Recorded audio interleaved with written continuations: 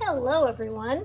Today we learned all about Keith Haring and his colorful artwork where he drew simple figures in motion, and he also used lots of symbols in the backgrounds of his artwork. So we are going to be creating our own Keith Haring style pictures, and before you get your paper, you're going to make a little stencil man to help you come up with different movements to draw. So you are going to get 3 pieces of pipe cleaner. One is going to be your body, and then the other 2 are going to be the arms and legs.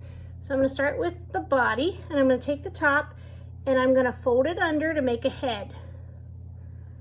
Now I want to make sure when I fold it that that end piece goes past the middle, because I'm going to take that end piece and I'm going to wrap it around the middle so that it stays put. Then I'm going to add the arms, and to do that, right below where I added my circle for the head, I'm going to place this to where the body is in the middle.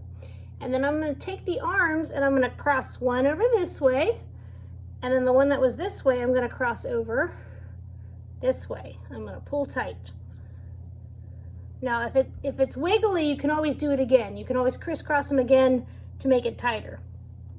Now I could put the legs on in the same way, but then the torso would be really long. So instead what I'm going to do is about halfway up the rest of the body, I'm going to place this, and then I'm going to take this bottom part and I'm going to wrap up like that, and then I'm just going to keep wrapping it around the middle of the legs.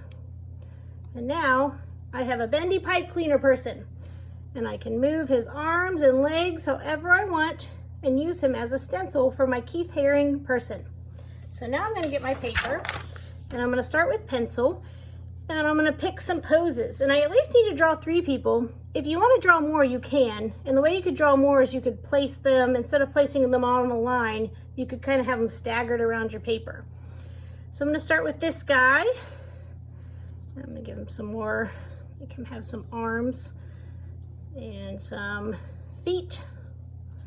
Where's his other foot? Okay. So then I want to trace around this, but I don't want to be right up on here. I want to give a little bit of space. So I'm going to start here, trace around, and whatever part I'm tracing, I kind of have to move my fingers to that part so that my person doesn't wiggle.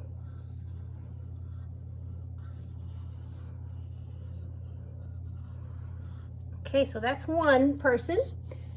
Now I'm going to make this person doing a toe touch.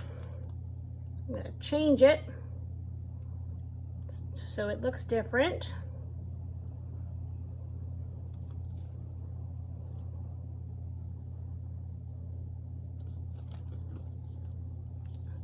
Okay, maybe I'll put them sideways. They're jumping sideways. All right, so now once again, whoop, I'm gonna start in the middle. It's always easier, I think, to do that. I'm gonna trace around them. This is a tricky pose because the arms and legs are very close together.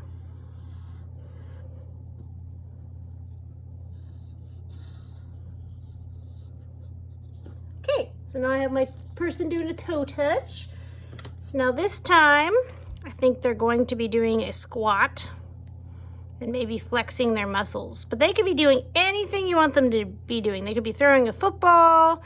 They could be doing a gymnastics move. They could be running. Whatever you want them to do, that is up to you. So now I'm going to trace this.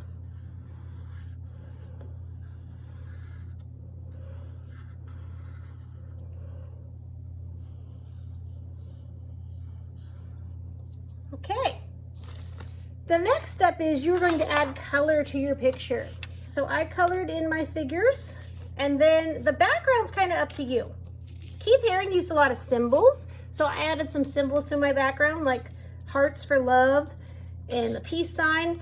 First, there are a few of his that have UFOs in them, so I added those to the pictures. But whatever you do, it is up to you. There will be a symbols picture or handout for you to look at to give you some ideas. You can color the whole background, or you can just add a little details here and there. So, and of course, you get to keep your little stick figure man.